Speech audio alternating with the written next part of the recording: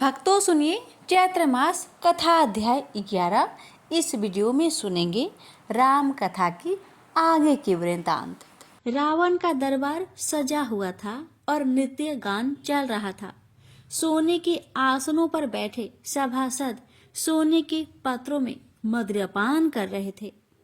विभीषण एक और बैठे गंभीरता से सोच विचार कर रहे थे कि कैसे निश्चित है सबके सब नहीं जानते कि मृत्यु ने उनके अज्ञात दीप की खोज में दूत भेज दिया और वह लंका में ही कहीं है। उसी समय दरबार में त्राहि माम करते हुए वाटिका के पहरी गण आ गए। नृत्य गान रुक गया और रावण के नेत्र सिकुड़ गए। एक पहरी ने हाथ जोड़कर बताया, महाराज, अशोक वाटिका में एक बानर घुस आया है। उसने सारे वृक्ष उखाड़ दिए और वाटिका का विध्वंस कर दिया है।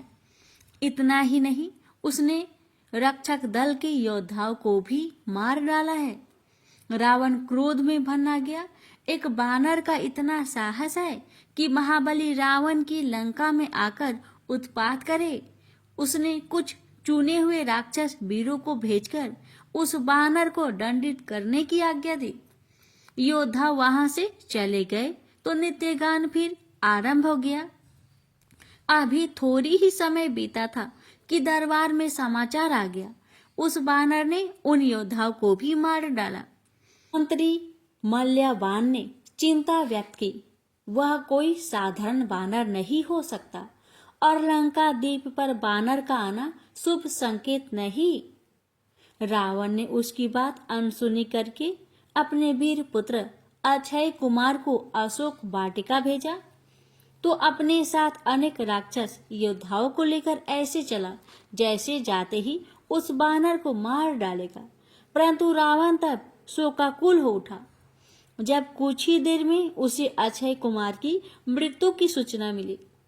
विभीषण ने कहा, महाराज, वह बानर नहीं, मृत्यु का दूत है, जिसने ऐसे विकट योद्धा को भी मार डाला। हमें उसे प्रेम पूर्वक बुलाकर उसके आने का कारण और उसके स्वामी का नाम जानना चाहिए। रावण की त्रियोड़ी चढ़ गई। प्रेम पूर्वक एक मूर्ख बानर से विनय की जाए? विनय तो दुर्बल से करते हैं, बलवान तो दंड देते हैं।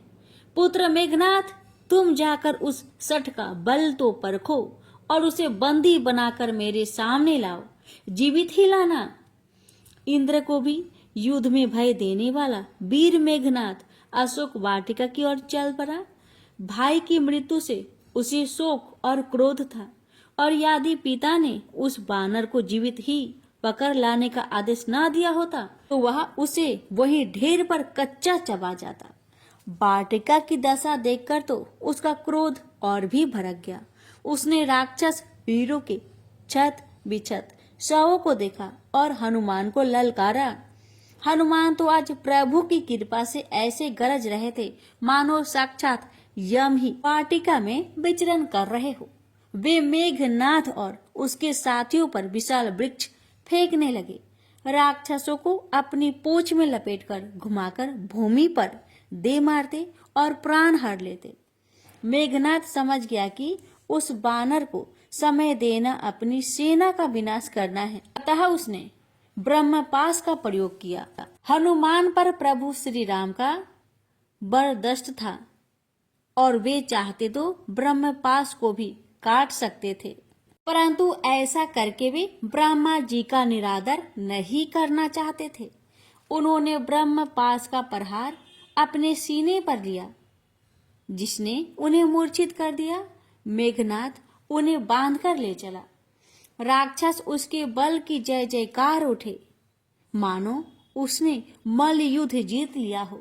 मेघनाथ विजय मद में झूमता हुआ हनुमान को लेकर दरबार में आ गया। हनुमान अब चैतन्य हो गए थे। लंका के स्त्री बच्चे ने कभी बानर नहीं देखा था, अतः उस विचित्र जीव को देखने के लिए भीड़ लग गई। हनुमान भी कम विनोदी नहीं है। वे भांति भांति का मुंह बनाकर बच्चों का मनोरंजन करने लगे। रावण हनुमान की हास्य क्रियाओं पर पहले तो खूब हंसा, फिर उसे अपने पुत्र अक्षय का स्मरण हुआ तो वह क्रोध और विषाद से भर गया और लाल पीली आंखें करके बोला, अरे सठ बानर, तू कहाँ से आया है और तेरा साहस कैसे हुआ मेरी वाटिका में उत्पात मचाने का? तुझे ज्ञात नहीं कि यह विश्व विजेता महाबली रावण की राजधानी है, जिसने दिग्पालों को भी जीत रखा है। हनुमान हंस पड़े, फिर बोले, हे दशानन, जो देवताओं और ब्रह्मांड के हित के लिए भांति भांति के शरीर धारण करते हैं और जिनके पलक गिरने उठने से ब्रह्मांड संचालित होता है, मैं उन्हीं भगवान श्री रामचंद्र जी का सेवक हनुमान हूँ, जिन्होंने क्षण भर में खर दूषण, सुबाहु, तारका और तेरे अनेक अनुचरों को समाप्त किया है। मैं उन्हीं श्री राम के आदेश पर माता सीता की खोज में आया था। वाटिका में सुंदर रसीले फल देखकर भूख लगाई तो फल खाने लगा। स्वभाव बस कुछ खाए तो कुछ चक्कर फेंक दिए।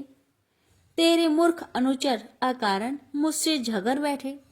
उन्होंने मुझ पर प्रहार किया तो मैंने भी अपना बचाव किया। जिसने मुझे मारना चाहा मैंने उसे मार गिराया। तेरा यह शूरवीर पुत्र इंद्रजीत मुझे बल से न जीत सका तो छल से पास में बांध लाया। यह भी इसने अच्छा ही किया, क्योंकि ऐसी श्रेष्ठ बातें अब मैं तुम्हें तुम्हारे हित की बात बताता हूँ। शत्रु को नहीं बताते, परंतु मेरे स्वामी तो करुणा के सागर हैं और उन्हीं की मुझ पर कृपा है। सुन रावण, जो समस्त चराचर को भी खा जाता है, वह काल भी जिन प्रभु श्री राम से डरता है, उनसे बैर ना करो। इसमें ही तुम्हारे कुल की कुशलता है। अन्यथा राक्षस कुल में कोई दीपक बाती के लिए जीवित न रहेगा।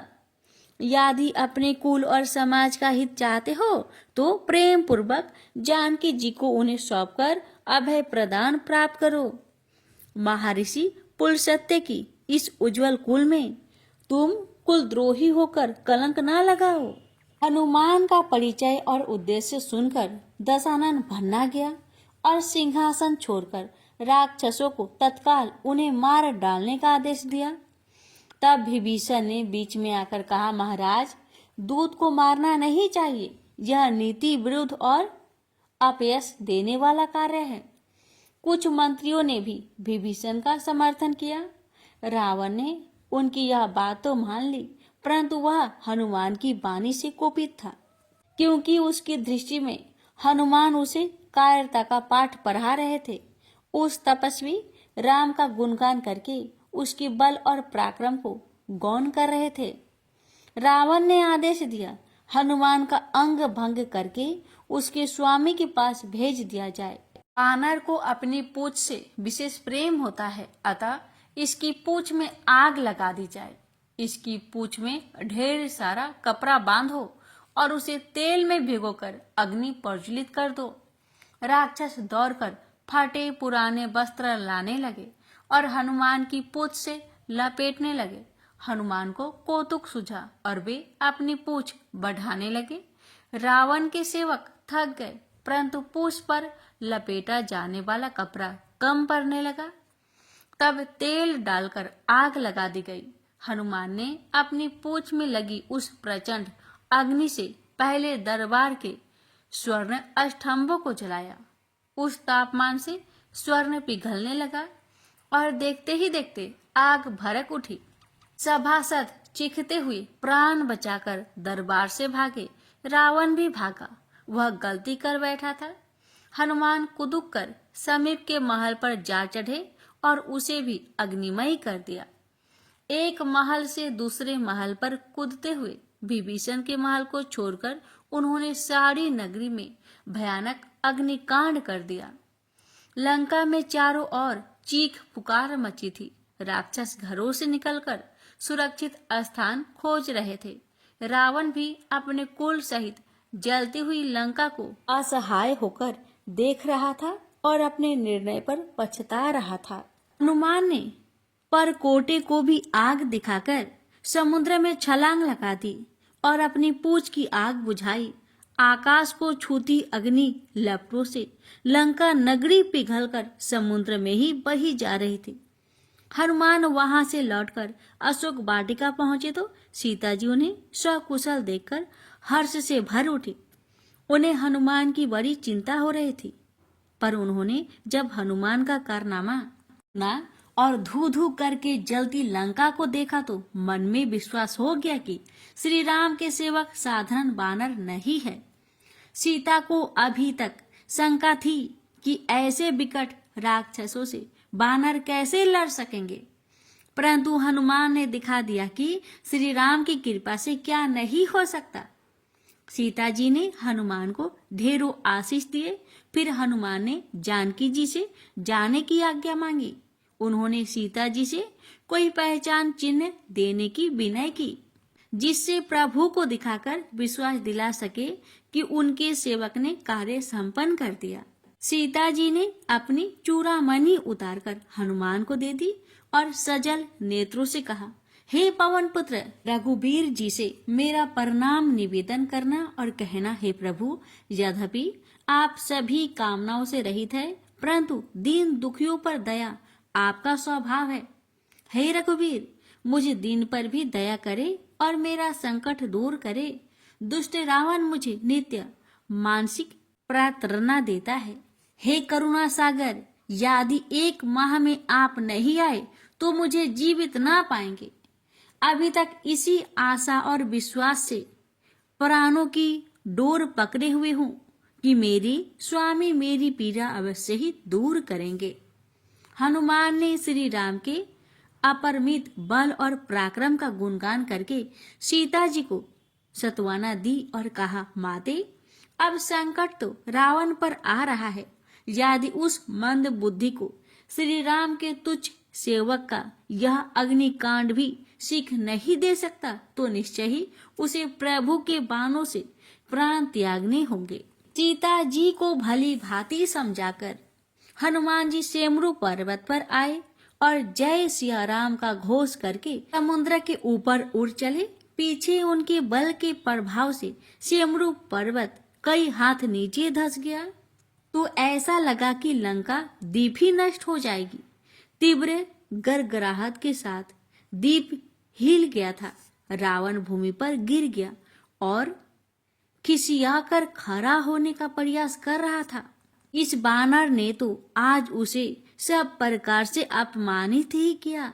मंदोदरी के नेत्रों में प्रश्न झलक रहे थे। उसका एक पुत्र मारा गया था। रावण उसकी पीड़ा तो समझ रहा था, परंतु उसे अपने भावों से झलकने न देता था, क्योंकि इससे उसका अहंकार संतुष्ट न होता था। वह अभी भी ऐसे दर्शा रहा था मानो जो हुआ वह सामान्य घटना थी, साधारण क्षति थी। लंका का क्या था, उसके ससुर शिल्पी थे, पुनः वैसा ही निर्माण हो जाएगा। कुछ राक्षस वीर मारे गए थे तो शत्रु के बल का पता चला। अक्षय कुमार ने वीर गति पाई, ऐसा था। उस महाभिमानी का गणित तो सत्य के समीप तक न फटकता था। हनुमान ने समुद्र पार बानर दल के बीच जाकर जय सिया राम का घोष किया तो निद्रा में डूबे सभी ऋच बानर हड़बड़ा कर जाग उठे। हनुमान को आया देखकर ऐसा लगा जैसे उन्हें जीवन दान मिल गया हो। सुग्रीव की चेतावनी रह रहकर दिन बीतने के साथ उन्हें भय देती थी। अब हनुमान आ गए थे तो सबकी जान में जान आई। हनुमान के हाथ भाव बता रहे थे कि वे सफल होकर लौटे हैं, तो यह प्रसन्नता दुगनी हो गई थी। जामवंत ने आगे बढ़कर हनुमान को हृदय से लगा लिया और उनके बल, बुद्धि और साहस की प्रशंसा की। हनुमान जी ने अपने दल के मुखिया युवराज अंगद को कार्य सफल होने की सूचना दी तो अंगद का विषाद मिट गया। अभी तक हृदय में यही चिंता थी कि यदि निर्धारित अवधि में कार्य पूर्ण न हो सका तो लौटने पर प्राणों से ही हाथ धोना पड़ेगा। हनुमान अब वक्ता बन गए थे और बानर दल श्रोता।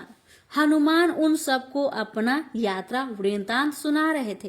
कैसे सुरसा और सिंहिका से बचकर समुद्र पार किया, और कैसे बुद्धि व बल का प्रयोग करके लंकिनी को ढेर करके लंका में प्रवेश किया। वहां श्री राम के परम भक्त विभीषण भी रहते हैं, जो अभिमानी रावण के ही भाई है, परंतु स्वभाव में बिल्कुल अलग।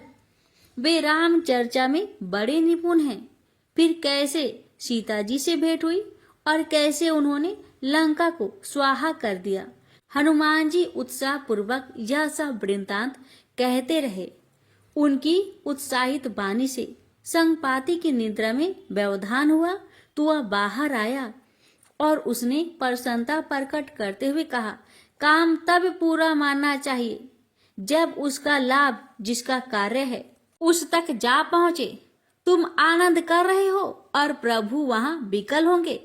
अंगद को अपनी भूल पर खेद हुआ। वास्तव में वे बातों में समय व्यर्थ कर रहे थे। यह सब तो मार्ग में भी पूछा जा सकता था।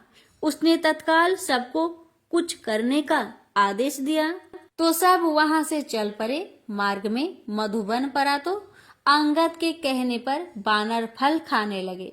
स्वभाववश उन्होंने वन की शोभा ही बिगाड़ दी। कुछ बानर दौड़कर किष्किंधा भी पहुंच गए और सुग्रीव को समाचार कह सुनाया। सुग्रीव के हर्ष का ठिकाना ना रहा। जिस चिंता में वे दिन रात घूले जाते थे वह दूर हो गई। इतने में ही अंगद सहित खोजी दल आता दिखाई दिया तो सुग्रीव की देह प्रसन्नता से कांपने लगी। अंगद ने आकर चरण स्पर्श किए तो सुग्रीव ने उसे हृदय से लगा लिया। जब हनुमान के निकट आकर प्रणाम किया तो सुग्रीव के नेत्र सजल हो गए और वे उनकी महिमा का गुणगान करने लगे। हे अंजनेय, आज तुम्हारे ही प्रताप से बानर समाज की प्रतिष्ठा में 4 चांद लगे हैं। तुम्हारे ही प्रभाव से हम जरूरत जीवों को प्रभु की कृपा प्राप्त हो सकी है और आज तुमने प्रभु कार्य सफल करके हम सब पर परोपकार किया है। यदि यह कार्य न हो पाता तो हम किस मुख से प्रभु के सामने जा पाते। हे राम भक्त, तुम्हारा गुणगान तो अवर्णनीय है। सुग्रीव हर्षित हो सबको साथ लेकर श्री रामचंद्र के दर्शन हेतु चल पड़े। यह गोधूली की बेला थी। प्रभु उन्हें आते देखकर प्रसन्न हो उठे। उन्होंने सोचा अवश्य इस पवन बेला में कोई शुभ समाचार आया है, तभी तो बानर दल का उत्साह देखने ही बनता है। हनुमान आते ही प्रभु के चरणों में दंडवत हो गए और श्री राम ने उठाकर उन्हें हृदय से लगा लिया। फिर अन्य सभी से भी प्रभु ने प्रेम पूर्वक कुशल क्षेम पूछी। जिन पर प्रभु श्री राम की कृपा है वे तो सब तरह से कुशल ही होंगे। जामवंत ने प्रभु श्री राम के सम्मुख हनुमान जी के महान कार्य का विवरण कह सुनाया, किंतु हनुमान संकोच बस स्वयं में सिमटे जा रहे थे। तब जामवंत ने हनुमान से ही कहा कि वे अपने मुख से प्रभु को माता जानकी जी का संदेश सुनाए। हनुमान ने भाव विभोर होकर सीता दर्शन और अपने साथ हुआ वृत्तांत कह सुनाया। श्री राम के नेत्र सजल हो गए थे। अब उनसे अश्रुधारा बहने लगी थी। रावण द्वारा सीता को मानसिक प्रताड़ना देने वाली बात प्रभु को व्यथित कर रही थी। जब हनुमान ने सीता जी की चूड़ामणि उन्हें दी तो राम भाव विहल हो उठे। कैसी अद्भुत प्रेम लीला है।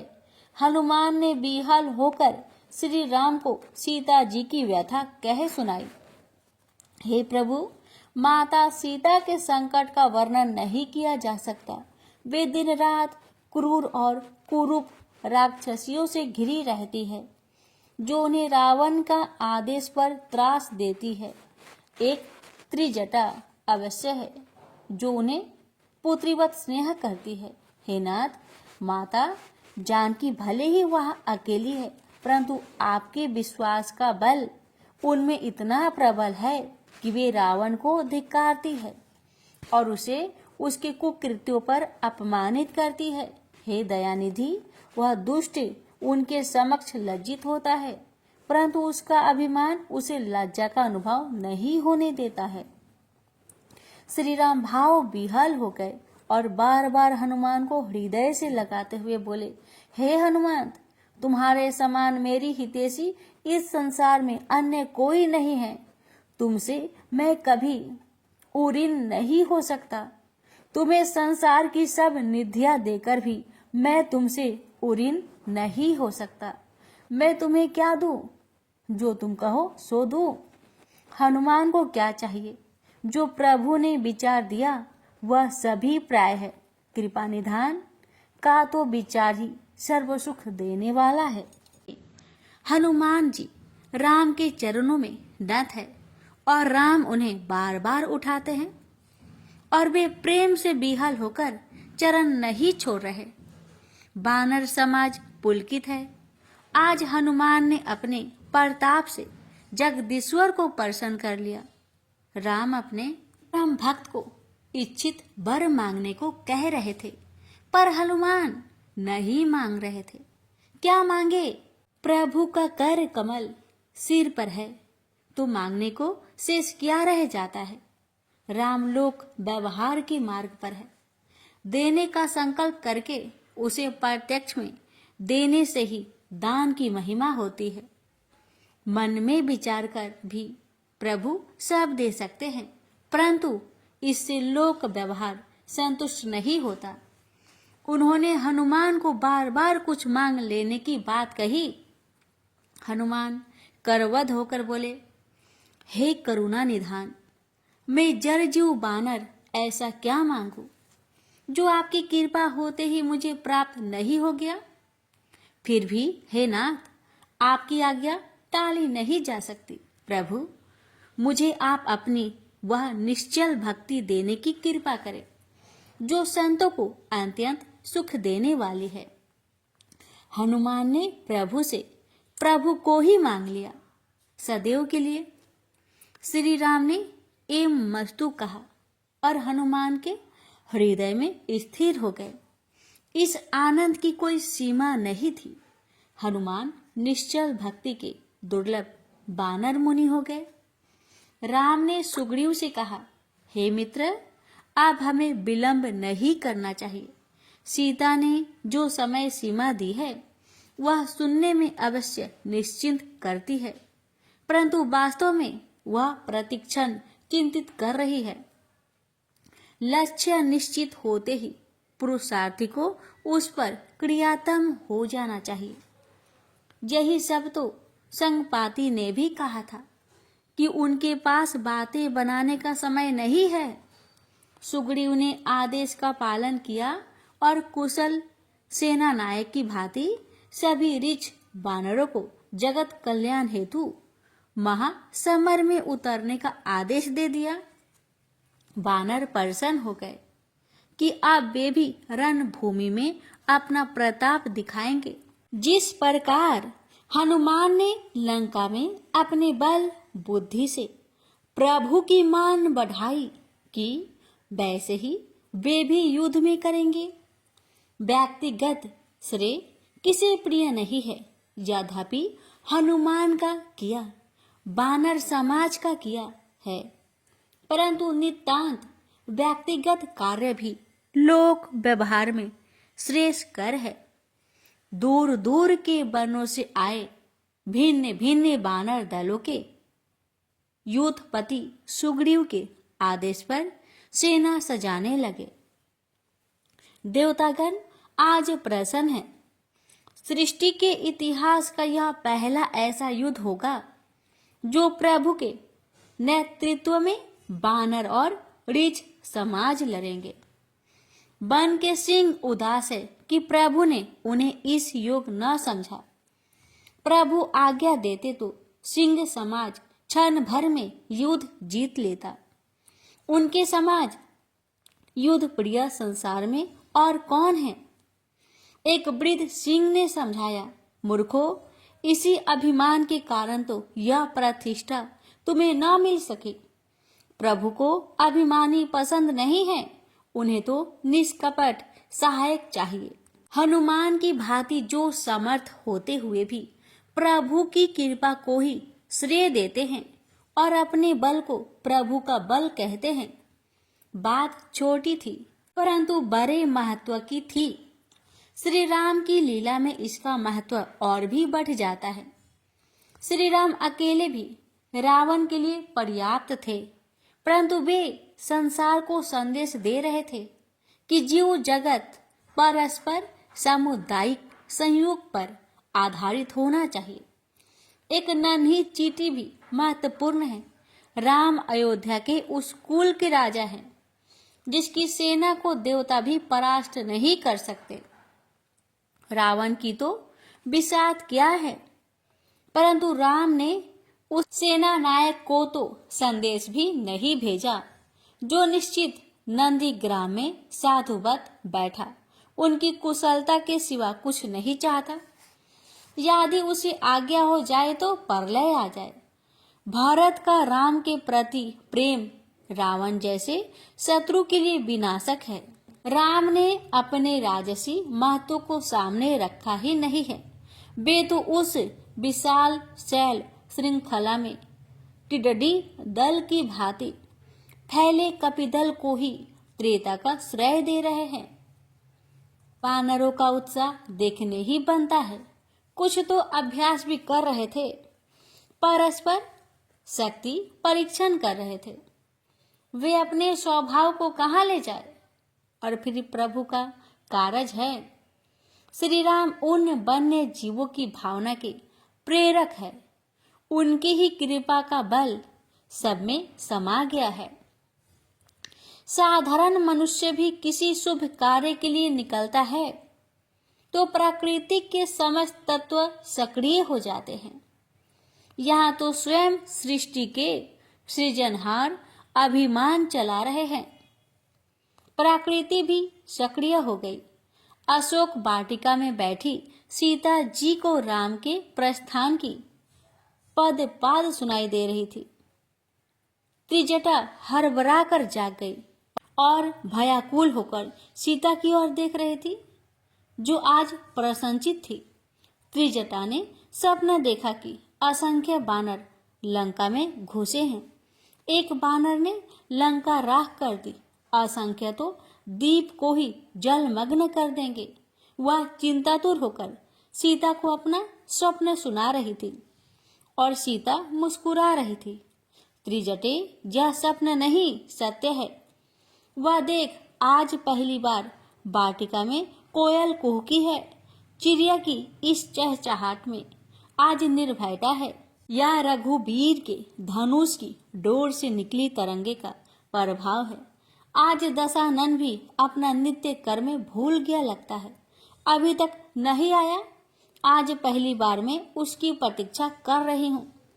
त्रिजटा को आज सीता में विचित्र परिवर्तन अनुभव हो रहा था। आज वह सीता है या नहीं जो भय से सहमति थी।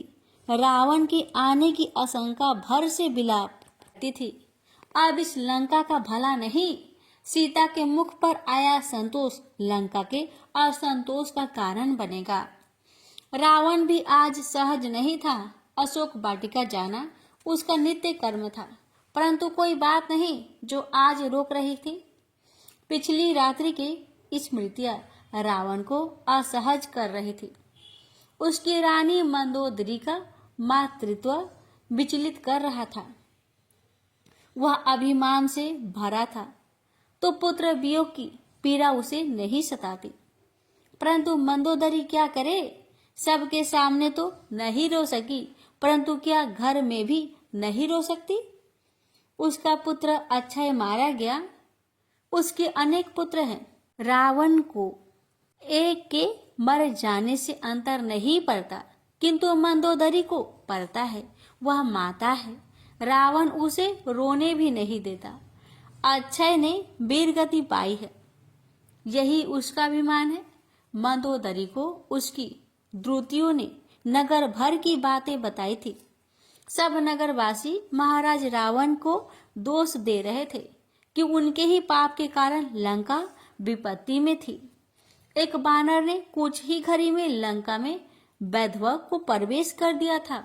मंदोदरी ने हाथ जोड़कर रावण को समझाया, हे नाथ, इसके सेवक ने ऐसा विध्वंस कर दिया, उसका स्वामी कैसा होगा? जिस बानर ने नगर भर में आग लगा दी परंतु चूल्हे ना जले, तो उसके स्वामी की प्रभुताई क्या होगी?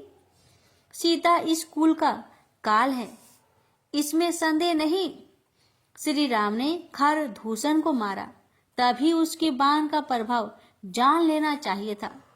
शूर्पणखा का क्या है? वह तो दूती बनकर आई और कुल के विनाश का निमंत्रण दे गई। हे स्वामी, विचार कीजिए कि कैसे हनुमान 400 योजन समुद्र लांघकर लंका में आ गया। क्या बिना प्रभु की कृपा से ऐसा संभव है? राम ही श्री हरि है और उनका अवतार ही पाप के विनाश के लिए है। इसलिए आप पाप से नेतृत्व हो सीता को उन्हें सौंपकर कुल की रक्षा कीजिए। रावण को उपदेश नहीं सुहाते, वह कालवश हो गया था।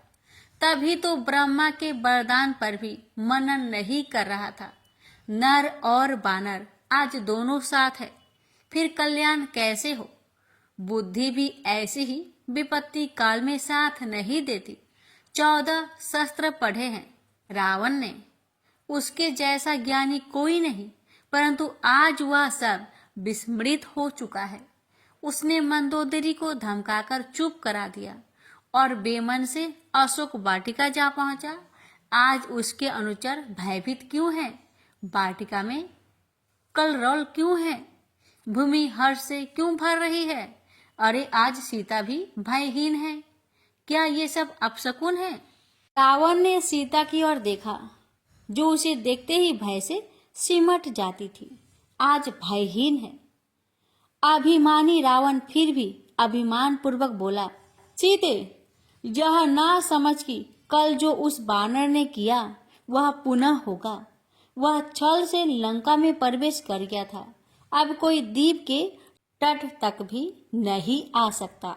यह सत्य है कि मैं तनिक भुलावे में रहा, परंतु अब सावधान हूँ और अधिक निर्मम भी हो गया हूँ। तेरे प्रति मेरा प्रेम सत्य है, परंतु अपने साम्राज्य के मूल्य पर नहीं। जो रावण को प्राप्त नहीं, वह किसी को भी प्राप्त नहीं होगा। मेरा आशय तो समझती है ना? सीता आज रोई नहीं बल्कि हंस पड़ी, दर्द हंसी मानो कालका ने दृष्टि तिरछी की हो। दशानन, यह नाद सुन रहा है, यह कलरव सुन रहा है, यह तेरे काल की पदचाप का नाद है और तेरे 100 पर होने वाले प्रेत नित्य का कलरव है। संसार में मृत्यु कब आती है ये कोई नहीं जान पाता, परंतु तू रघुवीर का ऐसा कृपा पात्र हो गया है कि तुझे वे क्षण क्षण मृत्यु भेज रहे हैं और तू मूर्ख समझता ही नहीं। तेरे मस्तक पर मृत्यु की छाया देखकर सीता निर्भय है। तू सीता को पाना चाहता है तो आज प्रभु की प्रेरणा से तुझे सीता ही वह उपाय सुझाती है। अपना अभिमान और हठ त्याग कर मेरे चरणों पर मस्तक रख और अभयदान मांग ले। सीता तुझे क्षमा कर देगी। जब सीता ने क्षमा दे दी तो दया के सागर श्री राम तो क्षमा कर ही देंगे। सीता तेरी रक्षक हुई, सोच मत लंकेश, यह एकमात्र विकल्प है।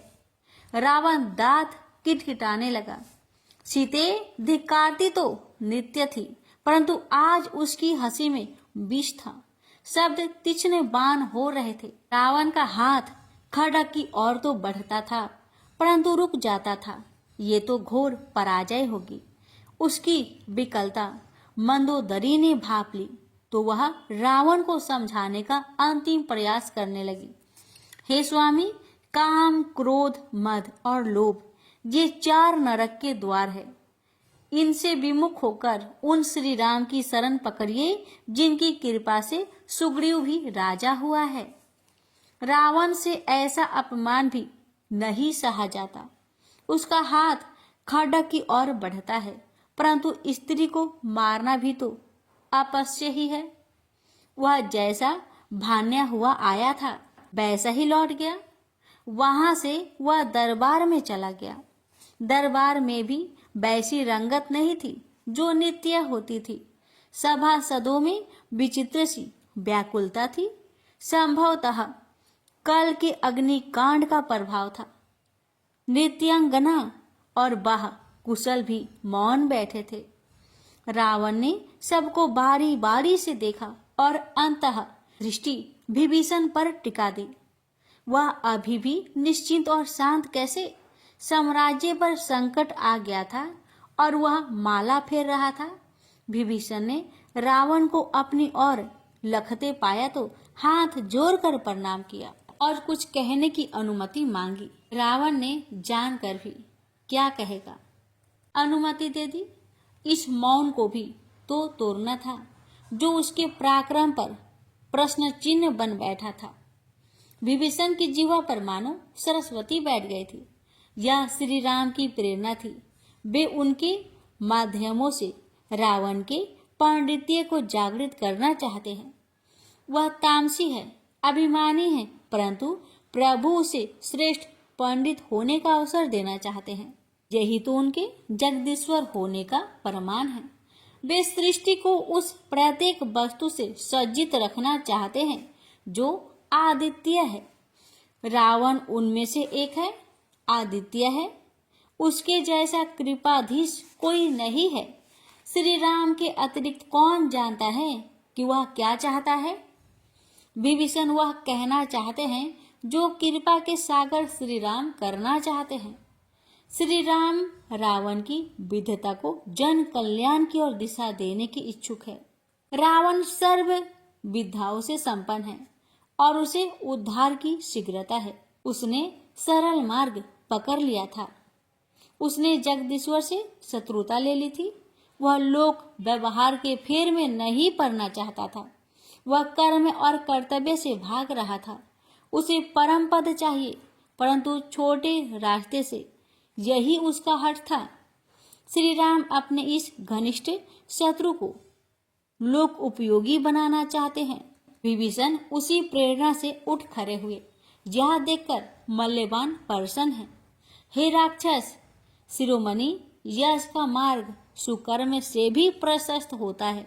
जिनकी स्तुति में देवता पुष्प लिए आकाश में नित्य खड़े रहते हैं, उन श्री राम से हठ करना कहाँ की विद्वता है। प्रभु श्री राम महर्षि पुलस्त्य के वंश को उज्जवल कृति देना चाहते हैं। हे भाई, तुमने मुझे सदैव पुत्र जैसा स्नेह दिया है। मैंने अपने कुल के विपरीत आचरण किया। जब सब महल जल गए तब भी उनकी कृपा से मेरा महल ज्यों का त्यों रहा। मैं कुल के विपरीत हूँ, परंतु हे भाई, मैं उनका दास हूँ जो सबके स्वामी हैं। हे दशग्रीव, माता जानकी का सत्य समझो। मैं आपके चरण पकड़कर आपसे विनती करता हूँ कि इस साम्राज्य का यश अपने सुकृत्यों से बढ़ाइए। मृत्यु का वरण सरल मार्ग है, इसे न चुनकर पुरुषार्थ कीजिए। रावण का मस्तिष्क तो पहले से ही भटका हुआ था। विभीषण के शब्द सीता जैसे ही कटुक वचन थे। तपस्वियों की शरण में जाने का निर्देश और परामर्श वह अभिमान को नहीं छोड़ सकता।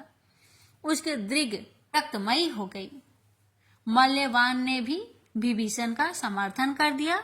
विभीषण नीतिवान है, वे जो कह रहे हैं सब सत्य है, किंतु रावण का अभिमान सर्प की शांति फुफकार उठा है। उसे मल्यवान से शिकायत नहीं है। वह तो कायर है, वृद्ध है, युद्ध में जाने से डरता है। परंतु विभीषण क्यों ऐसी कायरता दिखा रहा है? जब रावण की खड़क उठेगी तो राम क्षीर सागर की शरण लेगा। उसे अब नृत्य गीतों की सुधि नहीं, वह अपने अस्तित्व से जूझ रहा था। आज रावण के पराक्रम पर उसके ही आश्रित संदेह दे रहे थे, जिसे देखकर देवता भी कमल नाल में छुपे थे। वह क्रोध से उठ खड़ा हुआ और विभीषण पर कुपित होकर बोला, अरे दुष्ट, तू मेरा अन्न खाता है और मेरे शत्रु की प्रशंसा करता है। तेरी मृत्यु तेरे सिर पर नाच रही है। तू मेरे पराक्रम को भूल रहा है। क्या तेरे ही सामने मैंने महादेव को अपने बल से संतुष्ट नहीं किया था? तीनों लोकों में ऐसा कौन है जिसे मैंने अपने भुज बल से न जीता हो? तू मेरे घर में रहकर उन तपस्वियों से प्रीति रखता है। जा भाग, उन्हीं की शरण में जाकर अपने कुल को कलंकित कर। यह कहकर अभिमानी रावण ने विभीषण को लात मारकर अपने अभिमान का परिचय दे दिया। विभीषण के लिए यह भी प्रभु की कृपा थी। शायद उसे प्रभु ने पुकार लिया था। प्रभु की कृपा भी बड़े पुण्यवानों को प्राप्त होती है। प्रसन्नता इस बात की थी कि उसने माध्यम भी रावण को बना दिया। विभीषण के लिए यह लात अपमान नहीं, वरदान है। वे बड़े नेत्र से अपने भाई को देखकर वहां से निकल पड़े। यह वह क्षण था जब रावण का सिंहासन नीचे धंस गया। यह धर्म का पैर था जो विभीषण के होते प्रबल था। अब विभीषण नहीं होता तो धर्म कहाँ? रावण सब कारण उत्पन्न कर रहा था। उसे सहज मृत्यु चाहिए ही नहीं। विभीषण लंका से चल पड़े। वे व्यवहार में बड़े सरल और निपुण थे। उन्हें राजपुत्र होने का तो भान तक नहीं। वे जिससे भी मिले सरल बनकर मिले। गृहस्थ नहीं थे, परंतु उन्हें सद्गृहस्थी का संपूर्ण अनुभव था। वे अपने विचारों से क्रांति के इच्छुक थे और रावण के विचार तत्काल क्रांति की इच्छा रखते थे। विभीषण जान गए कि अब श्री राम उन्हें तामसिर नगर में नहीं रहने देना चाहते हैं। ऐसे परम सुख के क्षण थे कि एक दिन पूर्व राम सेवक के दर्शन हुए और अब वे राम के होने जा रहे थे। विभीषण भी साधारण भक्त नहीं है। कुल के प्रभाव से तो मायावी हैं और प्रभु का प्रभाव उन्हें सरल बनाता है। वे कैसा भी रूप भरने में सक्षम है। उनमें पराक्रम भी अतुलित है, परंतु अब प्रभु शरण में जा रहे हैं। प्रेम से बोलिए सियावर रामचंद्र की जय। आज की कथा यहीं पर समाप्त होती है। आगे की कथा अगले अध्याय में श्रवण करेंगे। जय सिया राम।